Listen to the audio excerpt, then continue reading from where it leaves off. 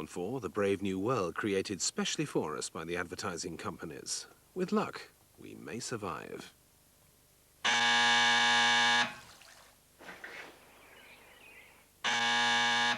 Hello.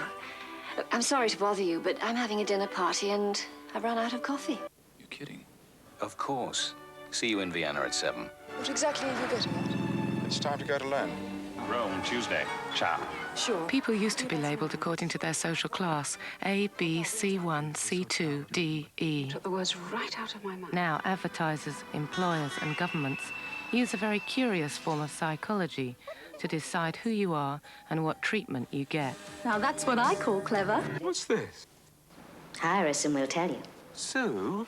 Everyone is going through changes, and no one knows what's going on. Look, I've got a headache, I'm late for work. And everybody changes places, but the world still carries on. So insensitive. I'm insensitive. Love must always change to sorrow. Why haven't I got one? And everyone must play the game. Oh, heck. It's here today and gone tomorrow. If this isn't your type, you're one of 6 others. The world goes on the same.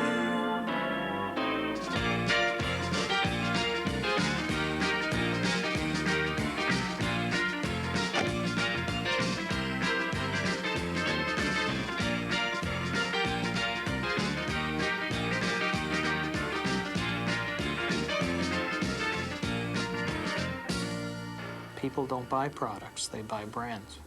A brand even has a soul. A soul. We call it brand essence. A deep-seated emotion that is really the continuing strength of the brand. And when you start talking about personality and values and soul, it's imperative to get a deeper understanding of the customer, of their personality and their values and even their soul, what really moves them. And as there's more focus on branding, there will be more focus on understanding the psychology of persuasion. We're always trying to find something which will touch a chord, touch a nerve in people, for them to say, I recognize that, I've been in that situation. Hey? That's like me. She noticed.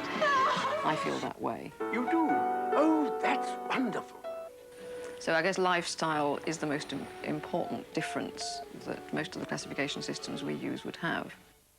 We also know that people have different values, so we better segment people that way. You might, with good reason, form a protest committee. Ask for a special inquiry. We found that some 36 factors of social change accounted for the difference between people. Well, the main use of the study was to try and decide how many different types of women there are in the population. And we actually found that there were 8 types. We have identified 5 basic segments. I think there are 3 basic groups. One of those segments we call strivers. Another we call the achievers. Strivers are the people who wish to achieve what the achievers feel they have achieved, but the achievers are trying to protect themselves from the strivers getting anything from the achievers. So you have a small battle. We've got it and we don't want to share it. The Reinhardts drive an Audi 100. And the most inner-directed were the self-explorers, who were primarily motivated to fulfill themselves. Nice. Now, Avant-Gardian, she is buying brands like Flora Margarine, as I said, Kellogg's Bran Flakes. Rive Gauche is very much her perfume. And she thinks that abortion should be available on demand. The experimentalists who wanted fun and kicks and who got their self-satisfaction from just that experimenting with different lifestyles. I can't wait. Lively Lady, now she's buying brands that offer glamour and exoticism. They're maybe witty and clever and fun. Can't wait. I just can't wait. Crest toothpaste. The Daily Mail is her paper. It's really you. Don't wrap it. I'll wear it. There are some we call the traditionals. They tend to be more accepting of the status quo, more conforming. Henry dear, it's your PG time. Mum deodorant, and Elizabeth Arden cosmetics and perfume. The adapters are very flexible people. They adapt. Then you have a group of people who feel pressured, and that's what we call them, the pressured. They would like to achieve what the achievers have achieved, but they feel a variety of pressures. I didn't think a liquid was good enough for my whites until A hopeful seeker, that's 16% of the population. Actually, they agree with an awful lot of trendy ideas without really feeling them. Again, they sound as though they're a little bit of a mess. Bird's Mellow, that's a sort of nice brand, and she'd like that. Those who felt that there was no point in life, nothing to strive for, were the aimless, and the survivors who were very much concerned with economic security. These were essentially working-class people. By definition, they tend to be less interesting to manufacturing companies or people who offer services than other people because they have less money. Batman's Holiday Worlds.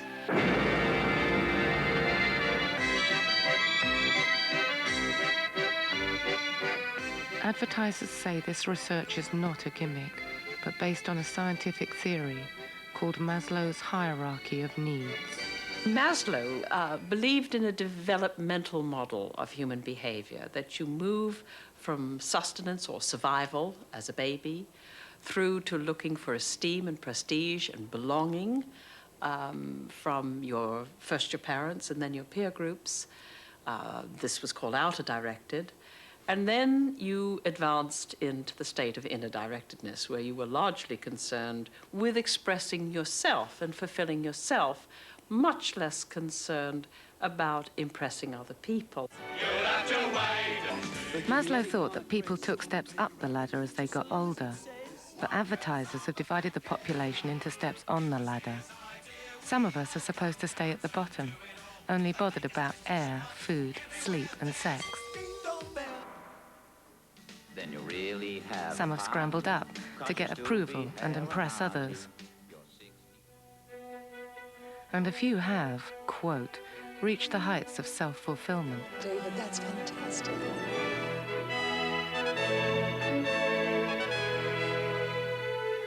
The way advertisers have used it is rather odd. They simply went fishing and asked an awful lot of people an awful lot of questions and came up with a set of groupings of people. And they had to label those groupings something. And somebody, I should think, in an agency somewhere, found Maslow and found that to some extent it fitted. Now, there is a certain problem with Maslow's hierarchy, is that it is indeed envisaged as a hierarchy. The way the hierarchy is applied does imply that people at the bottom of the hierarchy have less in all sorts of terms. You better get that done. We're having lunch at 1. Now we have Lackadaisy. She believes she's not very tolerant. In some ways, she hasn't got a very high opinion of herself. Oh, I wish I had a brain. In the Taylor and Nelson descriptions, they take a survivor. They have less insight, they have less creativity, they have less perception of the world. A lot of chocolate on your... Now we have Downtrodden. She finds it difficult to show her feelings, and she often feels as though she's under pressure. Well? Some people even have fallen off the pyramid. For example, the aimless type, those that are lacking in orientation within society or who are uninvolved and alienated. She really doesn't mind what happens. Life washes over her. That's 14% of the population. The implicit in that is a faint hint of intelligence as well, that the aimless person has no perspective on life, is very limited, thinking from one moment to the next. Drifting along, quite happy in front of the television set. And why not?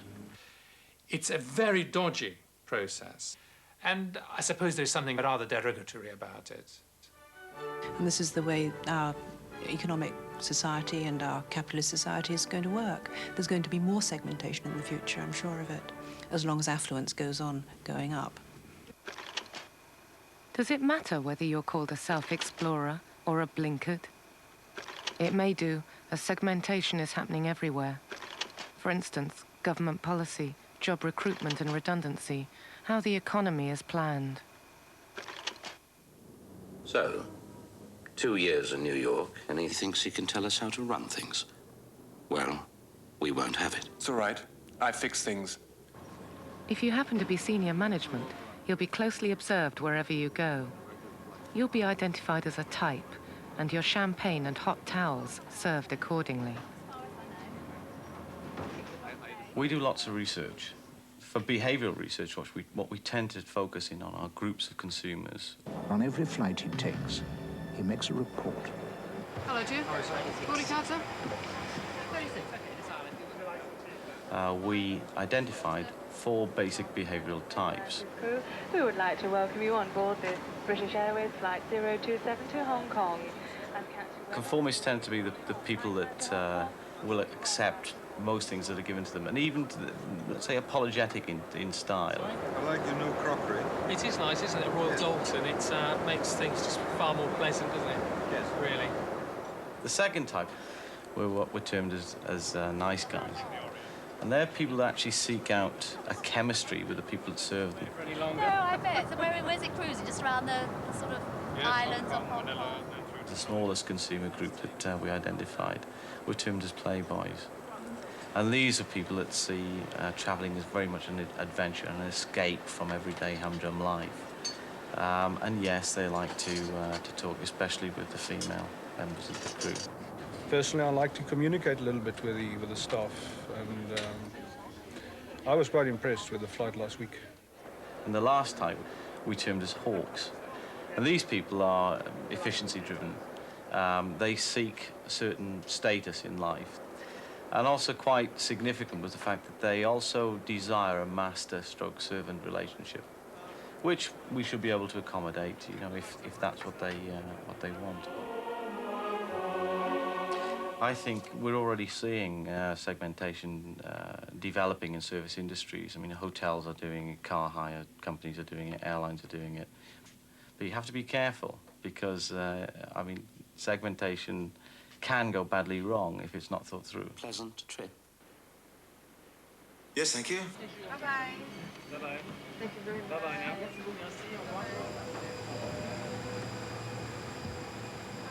Wherever business goes, segmentation goes too. Advertisers have found the same types in Asia and Africa as they found in New York and London. Then, of course, we've taken a much more international view, and it really is incumbent upon us now to search the world for our clients in order to see what the trends are, because something that's happening in the Philippines may be something that will happen here. Values that are learned in one part of the world are rapidly shared in another part. Information is shared. Perestroika is not an option. It's not an elective. It's not Gorbachev that did it. It's information sharing that did it. Even in, let's say, quite poor Far Eastern countries, you'll discover this segmentation going on. You will find people all wearing trainers. You'll see fashion elements. You'll see retailers springing up, the whole growth of people like Benetton, the Laura Ashleys, just as one's seen areas like Sony Walkman invade the world. The nationalism is not a relevant issue. What you're talking about is people who like McDonald's hamburgers.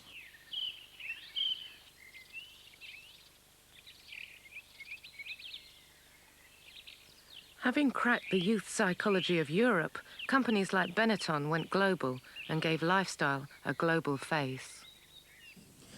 Io penso di aver capito che questa è l'immagine che è piaciuta di più, cioè un'immagine di bambini così innocenti, se vogliamo.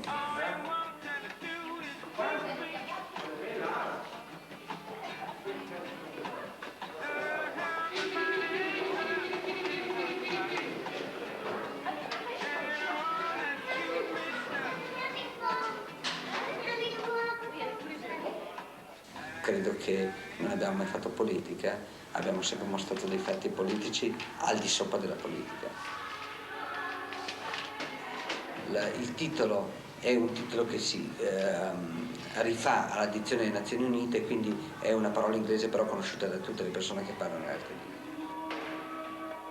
Targeted at the young self-explorer, Benetton almost convinces you that to buy a Benetton sweatshirt is to strike a blow for world harmony. Benetton voleva dire colore e abbiamo quindi voluto utilizzare la gente con la pelle di tutti i colori diversi. Diciamo che l'attenzione sul dove non siamo presenti in questo momento è rivolta particolarmente alla Russia e alla Cina. We want also to analyze the opportunity of manufacturing in Far East Asia, because we have to solve for the next future the problem of competition coming from those countries. And the best way to face the competition is to combine our technology with very low labor cost.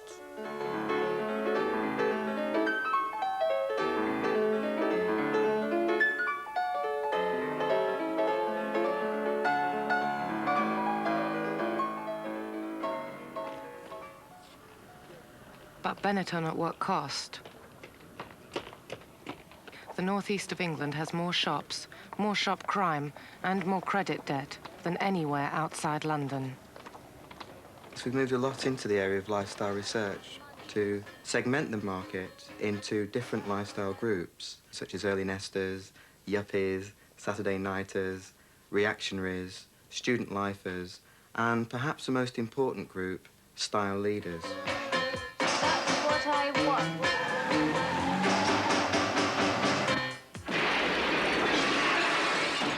There's a less official lifestyle group called Ram Raiders. They ram shops like Benetton with stolen cars. They tend to steal hot designer names in stereos, computers, and clothes. Lifestyle has generated its own black market.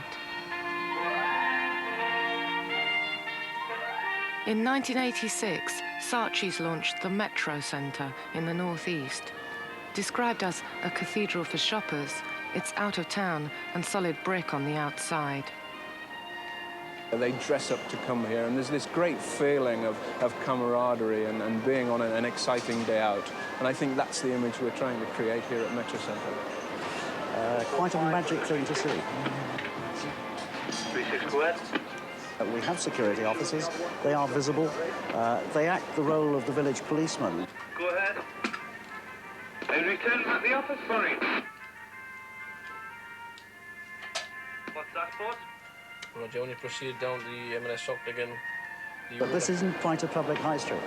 We have the privilege of being able to say, sorry, but we don't want your behaviour. Yeah, there are mums in the shops. I would dearly like to have a rapid transit system, a little people mover, a train that ran all the way around the centre.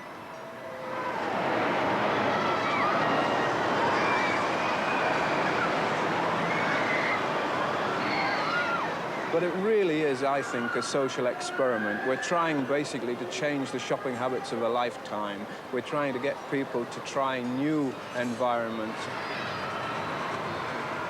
I think I call it postmodern whimsy. What you do is look at all the components in for such things as the capacity, the revenue. That's a mercenary view, but it has to work at that level. And you know, its basic objective is to get them to come more often, to have them stay longer.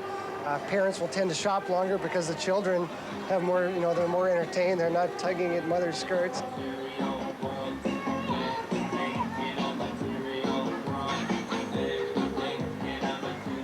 I mean, you go into the city centre, you've got buskers playing in the street, you've got people selling newspapers, you've got fellas standing with barrows selling fruit, and it all adds to the atmosphere of shopping, really. I mean, you walk around here, and it's just lacking in atmosphere. I mean, there's no comparison.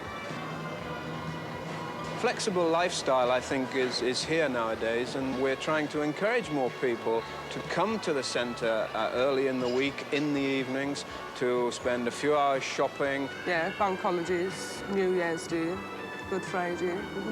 Every day God sends the work.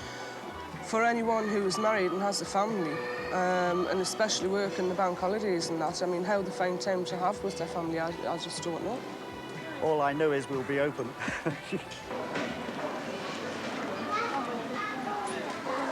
sweet factory. No, sweet factory. We got a card. Yeah. Now, low-spending groups are invited to climb the hierarchy. Imagine what you could do with a loan from Barclays.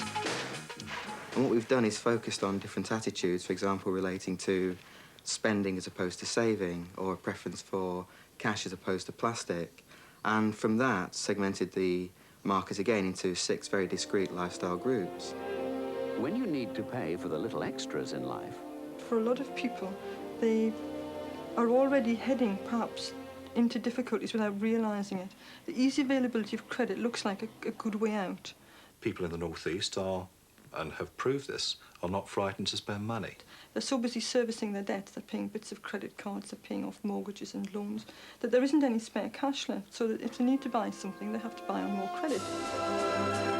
And it's that feeling that if you owe money out anywhere, that it must be because there's something wrong or you don't manage, and that's the attitude of people outside if you talk about it. 20p doesn't buy a lot, does it? Dad, what do I get? Richard, stand still. Sorry. It's all good and well someone saying buy your own house and prosper and things like that, but if you can't manage to do it, they don't tell you that it's going to be repossessed if you can't keep up with payments and things like that.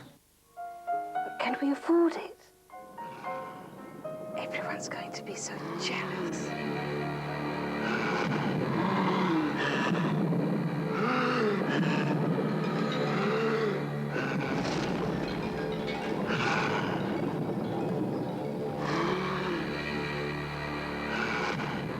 Companies are spending millions of pounds pursuing psychological types and targeting their products to fit. So you end up paying more for the product, but that's lifestyle. That was really good. You did really well, but just try and arch your back a bit more so the hair flies a bit more behind you. People are expressing themselves and their fashionability in markets that 10 years ago one would never have thought of. So running shoes was a very good example. People who very rarely ever go running but have the Nike running shoes to go shopping in Sainsbury's or shopping in Tesco or shopping in Asda on a Saturday morning. So too might people choose to wear Speedo swimwear, even though they don't actually swim particularly often. Women tend to buy swimming costumes more frequently than men do, about twice as often. And they tend to spend about twice as much as men do when they do buy them. So it's very important, therefore, to get a share of that market.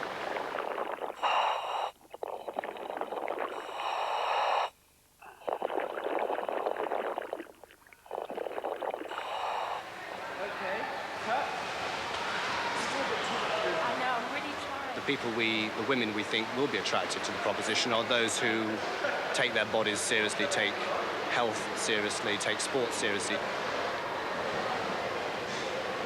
The advertising isn't targeted at people who are 16 stone and go to Mallorca.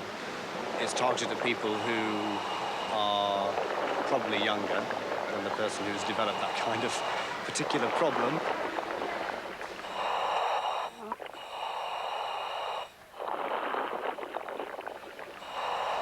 Although we create the impression in the commercial that the artists are free to move where and when they want, that is not the case.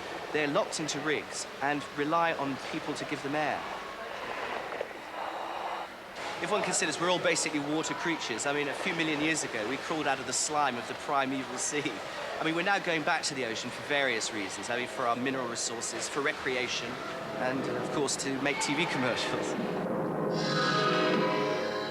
And it's quite interesting that one's hands have actually got almost the remains of webs on them.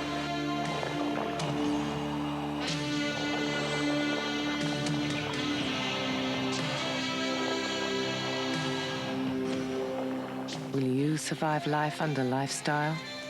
Tune in after